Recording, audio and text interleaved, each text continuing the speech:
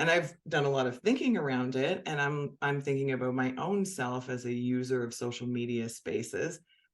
Like, if I'm not seeing the content, it didn't matter to me. So how often am I actually checking in, and what am I doing when I check in? Like, where am I going? And am I checking people's stories? Am I like, ooh, I want to see what Kat's been posting, and so I go specifically to your page because I'm interested in what you're doing. If I want to find your programs, I know exactly where to go. So I'm like, that's my experience as a user. So how do I reconcile that with also being a content creator and trying to sell my products, and like showing up in that space of like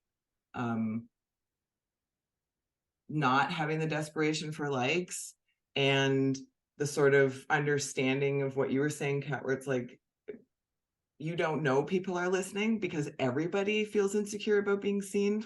So people aren't liking your commenting because they're having their own experience, right? So it's like, it's not that they're not engaged, but I just like, it's all just so confusing. And from the perspective of like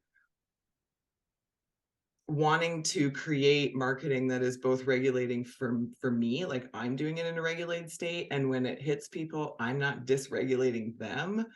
There's a part of me that's like, this whole push to get likes, get seen, and forcing people to engage, or like inviting people to engage. Like, we're literally triggering people by asking them to engage sometimes, right? Like, they don't want to, and then they won't, and they'll pull back. And so it's such a complicated dance. I feel like the only way forward is to be like, when do I feel like posting? What am I like feeling confident and in my heart about that I want to share?